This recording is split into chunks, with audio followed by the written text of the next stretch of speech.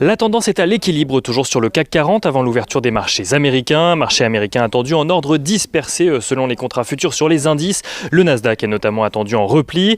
Pour rappel, hier à la clôture, le Dow Jones se gagnait 0,2% à 31 522 points. Le S&P 500 perdait lui 0,06% à 3 932 points, tandis que le Nasdaq Composite perdait 0,34% à 14 047 points.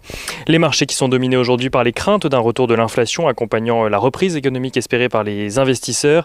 Des craintes qui se matérialisent dans les rendements des emprunts américains qui grimpent à 1,29% pour le rendement à 10 ans aux États-Unis et à 2,07% pour le rendement américain à 30 ans.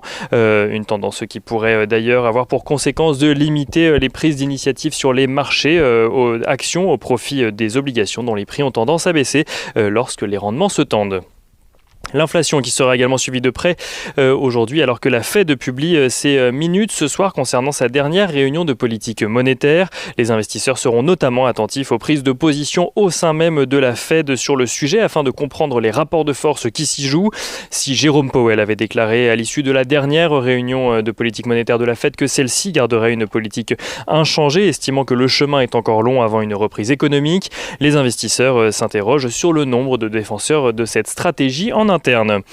Du côté des valeurs à suivre à Wall Street cet après-midi, on notera essentiellement que les opérations de Berkshire Hathaway font grimper les titres de Chevron et Verizon avant l'ouverture de Wall Street.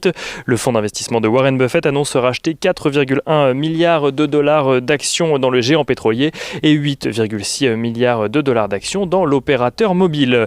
Un petit tour du côté des matières premières à présent, le pétrole qui dépasse à présent les 64 dollars donc en ce début d'après-midi, tandis que l'or est toujours aux alentours des 1790 dollars sur le marché d'échange. L'euro-dollar reste stable par rapport à la mi-journée aux alentours des 1,2050 $ pour 1 euro.